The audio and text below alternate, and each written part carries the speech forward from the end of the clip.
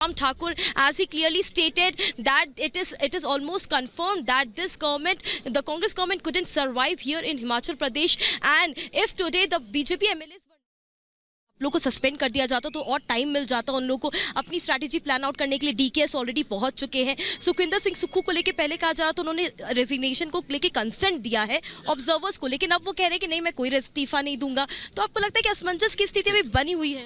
तो मैं सिर्फ इतना ही कहना चाहूँगा, कभी कौन डीकेएस आए हैं, कौन आए हैं, भगवान भी नहीं बचा सकते इनकी सरकार को, ये जाना है तय है। Thank you. So Charita, we were listening to Jairam Thakur as he clearly stated that it is almost confirmed that this government, the Congress PT Congress. तो आप सुन रहे हैं जयराम ठाकुर ने बताया किस कदर विधानसभा में बोलने नहीं दिया जा रहा है, मार्शल के माध्यम से बाहर का रास्ता दिखा दिया गया। पहली बात तो ये है कि मुझे जयराम ठाकुर जी जब सदन में बोल रहे थे तो मुझे किसी ने आकर बताया, मैं तो देखा भी नहीं। हम अपना बहुमत भी साबित करेंगे और निश्चित तौर पर कह सकता हूँ मैं संघर्ष की राजनीति से निकला हूँ और आम परिवार से उठकर हमने राजनीति की है। ये जीत हमारी होगी, हिमाचल की जनता की जीत होगी। और मैं ये भी दावा कह सकता हूँ कि भारतीय जनता पार्टी तड़प क्यों रही है। अभी हमारा बजट पास होना, उसमें वोटिंग करवाइए, और जो उनके साथ गए वो भी कुछ हमारे संपर्क में है।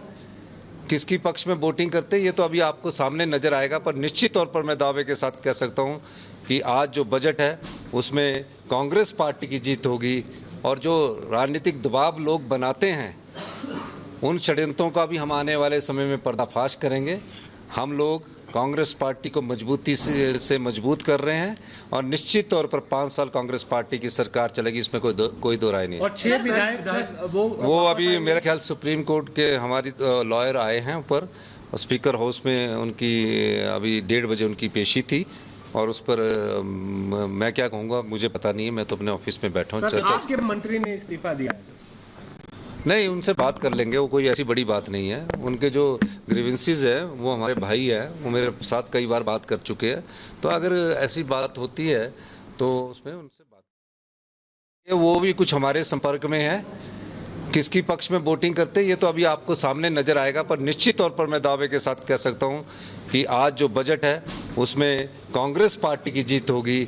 और जो राजनीतिक दबाव लोग बनाते हैं उन षड्यंत्रों का भी हम आने वाले समय में पर्दाफाश करेंगे। हम लोग कांग्रेस पार्टी को मजबूती से मजबूत कर रहे हैं और निश्चित तौर पर 5 साल कांग्रेस पार्टी की सरकार चलेगी, इसमें कोई दो राय नहीं है। और 6 विधायक पीएफ की गाड़ी में एमएलओ को लेकर जा रहे हैं।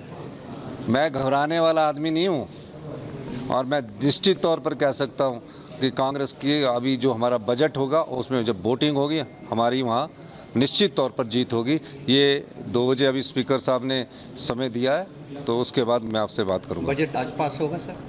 बजट आज पास होगा और कब होगा पास? आपके इस्तीफे की रूमर्स हैं सर, क्या कहेंगे? नहीं, इस्तीफे की रूमर भारतीय जनता पार्टी के नेता फैला रहे हैं ताकि विधायक दल में टूटन हो सके, और ये सोच रहे कि सीएम साहब के इस्तीफे के बाद जो उनसे संबंधित लोग हैं वो कांग्रेस पार्टी में छोड़ के चले जाएंगे या कांग्रेस में विधायक में भगदड़ मच जाएगी।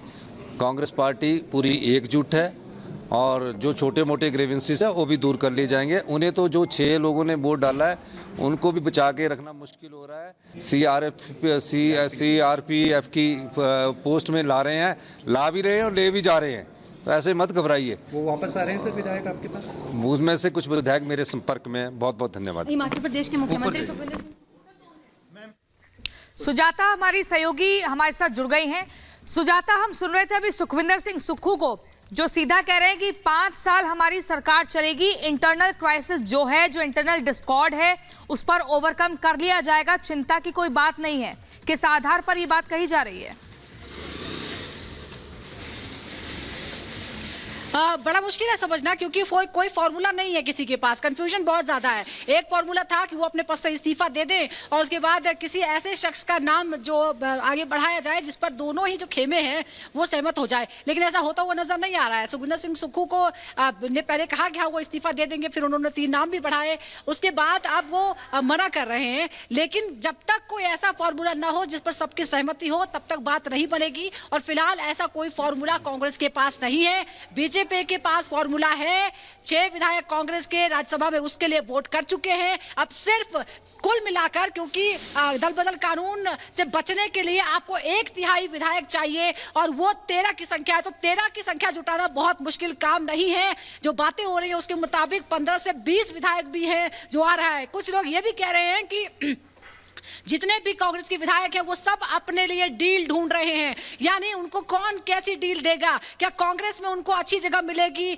वो डील मिलेगी, या फिर बीजेपी की तरफ से कोई ऐसा प्रस्ताव आएगा जिसे वो स्वीकार करेंगे। तो फिलहाल वही समय है, मुझे लगता है कि कुछ घंटों तक यही चलने वाला है। सारे विधायक दोनों ही पक्षों के, बीजेपी के संपर्क में भी रहेंगे, कांग्रेस के संपर्क में भी रहेंगे और डील करेंगे कि आखिर उसमें किसका फायदा है। अंतरात्मा की आवाजों की बड़ी बातें होती है, हालांकि वर्तमान राजनीति जो है इसमें अंतरात्मा नहीं बल्कि महत्वाकांक्षा की राजनीति होती है। किसकी महत्वाकांक्षा को कहां जगह मिलेगी, कहां वो संतुष्ट होगी, यही देखकर लोग राजनीति करते हैं, पाला बदलते हैं, सरकारें गिराई जाती हैं, सरकारें बनाई जाती हैं। और फिलहाल कुल मिलाकर कांग्रेस की हिमाचल सरकार संकट में है।